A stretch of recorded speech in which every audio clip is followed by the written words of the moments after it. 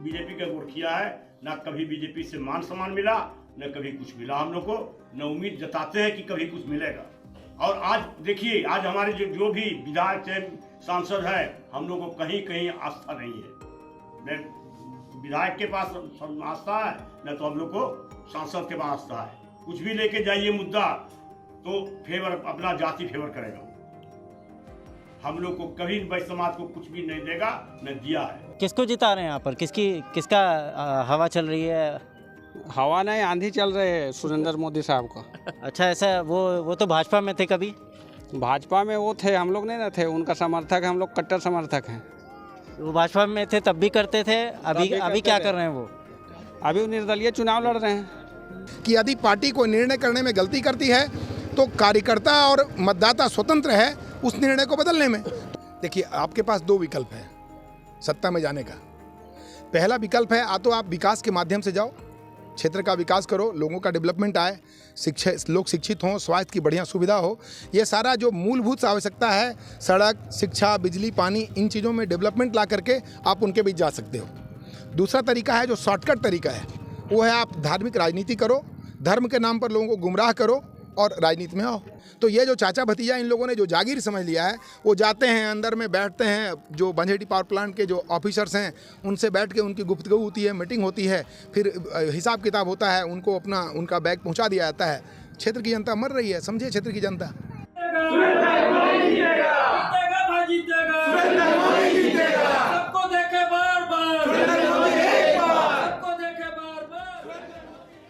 झारखंड चुनाव होने वाला है और मैं इस समय बरकट्ठा विधानसभा क्षेत्र में हूं और यहां से एक निर्दलीय प्रत्याशी खड़े हुए हैं, सुरेंद्र भाई मोदी जिन्हें कहा जाता है, और जनता का समर्थन भी है उनको काफ़ी।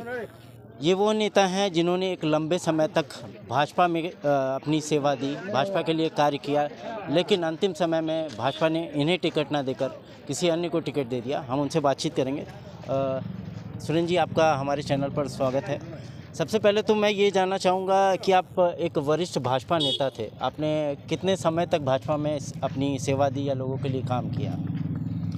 धन्यवाद आप सबों को, आपके चैनल को भी धन्यवाद कि आप इतना दूर से चलकर दिल्ली ऐसे जगह से आकर हमारा इंटरव्यू लेने आए, आपने इस लायक हमें समझा। मैं 90 से विश्व की सबसे बड़ी पार्टी में जुड़ा हुआ था, आज 34 वर्ष हो गए।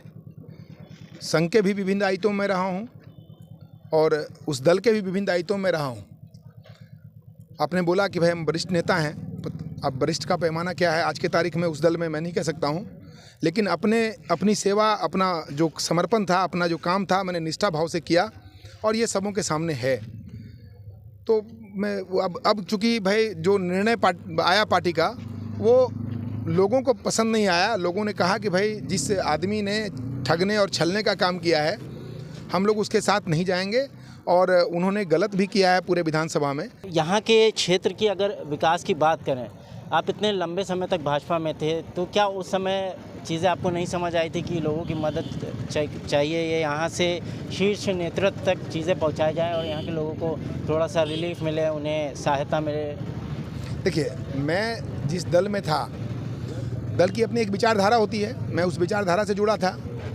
चूँकि मैं किसान मोर्चा में था तो भाई अपनी समस्या मैं किसानों के लिए अक्सर लोगों के बीच में रखता था, उनकी समस्याओं को वहाँ तक ले आता था।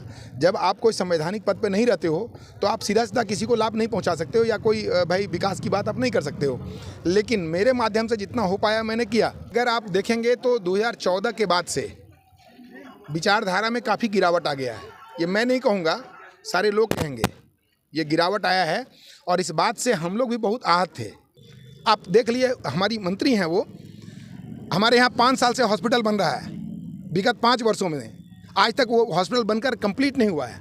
आप उसका दूसरा उदाहरण ले लिए, उसी दल में एक सांसद हैं देवघर से, वो एम्स ले आते हैं अपने यहाँ, एयरपोर्ट ले आते हैं अपने यहाँ, तो भैया डेवलपमेंट किसको कहेंगे? इसका मतलब है कि या तो आप में वो मादा नहीं है, वो क्षमता नहीं है कि आप समाज या क्षेत्र का विकास कर सकते हो। सिर्फ जाति के नाम पर, धर्म के नाम पर आप वोट लेकर के कब तक गुमराह करके रखेंगे आप लोगों को? मैं कहूँगा, दीनदयाल उपाध्याय जी का एक स्टेटमेंट आता है कि यदि पार्टी कोई निर्णय करने में गलती करती है तो कार्यकर्ता और मतदाता स्वतंत्र है उस निर्णय को बदलने में। तो यहाँ के कार्यकर्ता, यहाँ के मतदाता स्वतंत्र हैं। मैं दूसरी बात आपको और भी बताऊँगा, शायद आपको आश्चर्य लग रहा होगा कि हमारे साथ अपने मुस्लिम भाई भी खड़े हैं। मैं कल जब उस विश्व की सबसे बड़ी पार्टी में रहता था, उसमें था, तब भी हमारा इनसे बहुत मधुर संबंध था। अच्छा, जो भारतीय जनता पार्टी या आरएसएस की विचारधारा है, तो ये किस तरीके की राजनीति पार्टी कर रही है? देखिए, आपके पास दो विकल्प है सत्ता में जाने का। पहला विकल्प है तो आप विकास के माध्यम से जाओ, क्षेत्र का विकास करो, लोगों का डेवलपमेंट आए, लोग शिक्षित हों, स्वास्थ्य की बढ़िया सुविधा हो, ये सारा जो मूलभूत आवश्यकता है, सड़क, शिक्षा, बिजली, पानी, इन चीज़ों में डेवलपमेंट ला करके आप उनके बीच जा सकते हो। दूसरा तरीका है जो शॉर्टकट तरीका है, वो है आप धार्मिक राजनीति करो, धर्म के नाम पर लोगों को गुमराह करो और राजनीति में आओ। बीजेपी दूसरी पार्टियों पे आरोप लगाती है कि वो परिवारवादी हैं, परिवारवाद चलता है, लेकिन मैं देख रहा हूँ बरकट्ठा विधानसभा क्षेत्र में कभी चाचा को टिकट मिल जाता है तो कभी भतीजे को मिल जाता है। मैंने 20 साल एक लंबा समय होता है, 20 साल का डेवलपमेंट आप देख लो। आपके सामने मैं अभी बता रहा था वांझेड़ी पावर प्लांट की स्थिति। भैया, यहाँ जहाँ मैं खड़ा हूँ, ये मुश्किल से 6 किलोमीटर से 7 किलोमीटर के बीच का रेडियस में है। कमिटमेंट हुआ था उस समय के ऊर्जा मंत्री का कि 12 किलोमीटर के रेडियस में निःशुल्क बिजली, पानी, सड़क, शिक्षा की सुविधा दी जाएगी। किसी को मिल पा रहा है क्या? आप इतने बड़े पैमाने पे यहाँ एम्प्लॉयमेंट लाए हो, रोजगार इतने बड़े पैमाने पे यहाँ पे हुआ है। स्थानीय लोगों को पूछो कितने लोग यहाँ पे रोजगार कर रहे हैं। तो ये जो चाचा भतीजा इन लोगों ने जो जागीर समझ लिया है, वो जाते हैं अंदर में बैठते हैं, जो वांझेड़ी पावर प्लांट के जो ऑफिसर्स हैं उनसे बैठ के उनकी गुफ्तगू होती है, मीटिंग होती है, फिर हिसाब किताब होता है, उनको उनका बैग पहुंचा दिया जाता है। क्षेत्र की जनता मर रही है, समझिए क्षेत्र की जनता का सवाल है कि ऐसा तो नहीं होगा कि आप भी चुनाव जीत जाए, जनता आपको सीट पे बैठाए, ऊँचे बैठाए और आप जाके बाद में भाजपा में शामिल हो जाए या किसी और पार्टी में शामिल हो जाए। मेरी बात आप साफ समझो, आदमी पार्टी कब बदलता है? जब उसकी विचारधारा उससे मेल नहीं खाती है। मैं 34 साल से उस विचारधारा से जुड़ा हुआ था।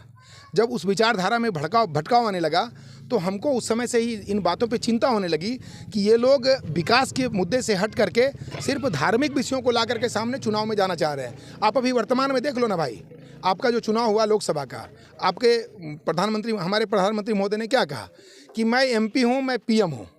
ऐसा बोला था, नहीं बोला था? बोला था कि नहीं बोला था? बोला था। आप कल्पना कर सकते हैं क्या, अगर आपकी कोई समस्या जो MP से जुड़ा हुआ होगा वो PM कर देंगे हमारा क्या? तो भैया, आप वोट लेने के लिए कुछ भी कह के निकल जाते हो। मैं पूर्णतः इस पार्टी से रिजाइन करके आया हूँ। हमारी विचारधारा बिल्कुल अब उससे अलग हो गई है। मैं कंप्लीट रिजाइन करके आया हूँ और इस माइंडसेट से आया हूँ कि हमको अब उस पार्टी में नहीं जाना है। ये हम एकदम पूरा संकल्प है कि अब नहीं जाना है। ये आपकी हालिया राजनीति को आपके बगल में हमारे मुस्लिम भाई भी खड़े हैं, तो मतलब ये आपका प्यार दिखाता है कि कितना समर्थन है आपको। सुरेंद्र जी के साथ यहाँ पर उन्हें हिंदू मुस्लिम सभी मिलकर खड़े हैं, तो यहीं जान लेते हैं कि सुरेंद्र जी को कितना समर्थन है उनका। आपके अभी हालिया प्रत्याशी हैं, वो भाजपा में थे काफ़ी लंबे समय तक, तो भाजपा की राजनीति आप जानते किस तरीके की चल रही है, धार्मिक वाली।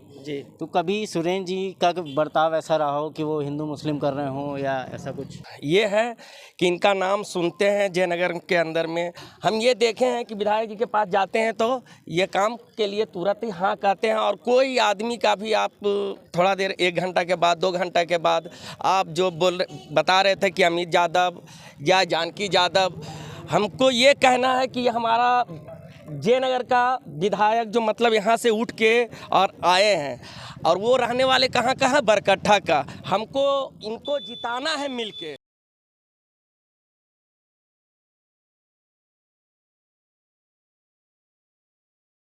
द मूक नायक जनवादी पत्रकारिता करता है।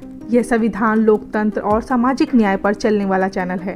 अगर आप भी चाहते हैं द मूक नायक हमेशा हाशिए पर खड़े लोगों की आवाज़ बुलंद करता रहे, बेजुबानों की पीड़ा दिखाता रहे, तो सपोर्ट कीजिए। सपोर्ट करने वाला लिंक आपको स्क्रीन पर दिखाई दे रहा होगा। साथ ही डिस्क्रिप्शन में जाकर भी आपको ये लिंक मिलेगा, जहाँ पर जाकर आप हमें सपोर्ट कर सकते हैं और हमारे काम को आगे बढ़ा सकते हैं।